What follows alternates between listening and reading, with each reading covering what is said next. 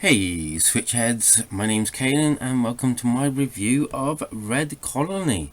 A 2D side-scrolling horror action adventure kind of puzzly horror game. And this one's an 18 only, so if you're under 18 you should not be playing this game. But will it hit those terrifying high heights of the Wall of Fame where only the bravest and best end up? Or will it forever have to walk the walk of shame where only the worst dribble gets to hang out? So hit that like and subscribe button, join us on Discord, link below, and so let's march on over to Red Colony and find out what the skizzy is. Gameplay. And once again I'm put into a position where I can't really spoil the story for you, can I? Which would be totally horrible for me, so I won't. The general gist of it is that you're a woman who is looking for your daughter that uncovers many different aspects of this zombie apocalypse that's just happened and why it actually occurs, whilst dealing with trying to find your daughter and working out things to do with your family and friends, with a quite reasonable twist at the actual end. Now, to do this, as I said, you're walking in a 2D environment where you'll have to traverse stairs, lifts, and even ladders. All of this going from one 2D environment to another one, transactioning between like going outside for short periods and then going back inside these buildings, all while avoiding or killing. Killing? Can you kill zombies? Yeah, I suppose. Working out puzzles, finding or making weapons, and this is done through a 3D printer which you can also save your position on. You also have an inventory which is pretty cool and kind of reminiscent, if not larger, than the Resident Evil type. Here you'll see your stored up weapons, a knife and whatever weapons you've made, plus ammo and things to actually make these weapons, and also things that you can get so that you can unlock other things. You'll come across loads and loads and loads of safes where you have to then go and either work out puzzles, or you will be finding passwords, as in number passwords, just to open them.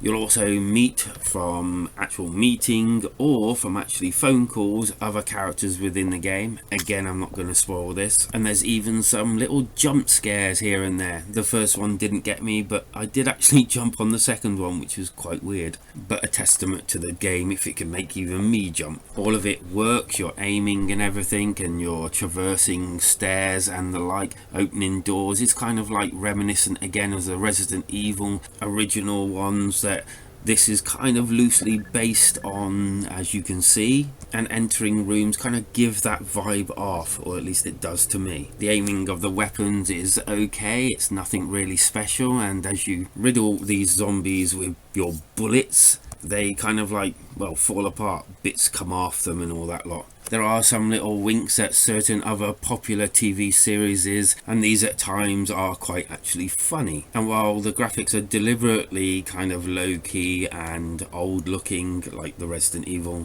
80s, 90s settings, they do actually explain why you're scantily dressed, and every other woman is, but it does kind of make you feel a little uneasy, and it doesn't really sometimes flow with what the actual characters are saying in the actual game, where it can be completely serious and everything, but the way they're dressed is just really odd. I hasten to say that this is probably why it's an 18, that and the fact that every other word is an F, S, C or whatever word.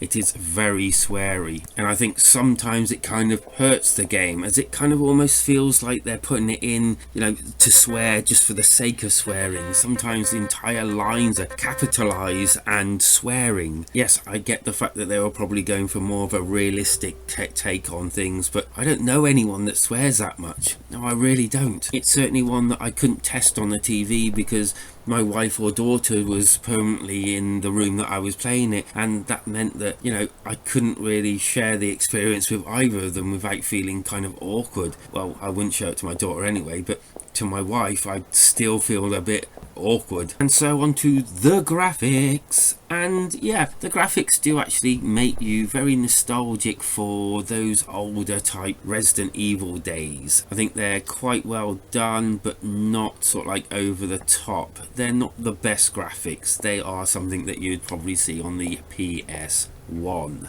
The sound, again, it's like the graphics, it's kind of old school type way, but yeah, again, something that you'd find on lower spec consoles from a long time ago. But I think that's the point in this. This is what they were going for, or at least I hope that was what they were going for. But it does kind of work, and at no time did I think, wow, this really spoils the experience, because it didn't. Although I would have liked more speech, actual people speaking, but then probably not with the amount of swearing that went on. The good. Well, the story was kind of okay. It did its bit, and it had a bit of a twist at the end, and it did keep me going for probably about 3 hours, although I didn't really time myself. But at the end of the day, I played it in 2 sittings, and I feel like I enjoyed it because I wanted more after it. Puzzles were okay, nothing too taxing.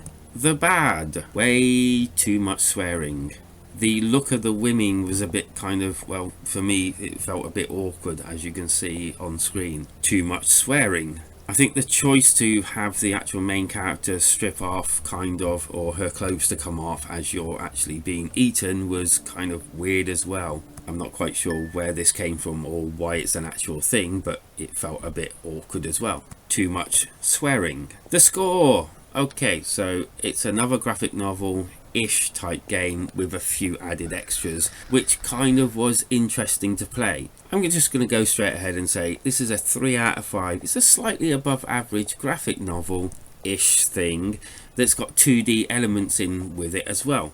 I will say, yes, it's probably worth the money to someone that actually likes this sort of thing, and to people that kind of are on the fence, maybe wait until a discount comes out. But it's not a massive amount of money, but then it is only 3 hours long, but then it's not a massive amount of money. And there are like a few things that you can actually do in this game, not just wandering around aimlessly. And it does all actually come together quite nicely, and it's not really any backtracking at all as well. So it's not like what they've actually given you is just repurposed, although it is kind of similar in a way all the way through. The alternative. Well, I could name Resident Evil as an alternative, but instead, when you're done with this game, why not pick up Coma 1 or 2 or both?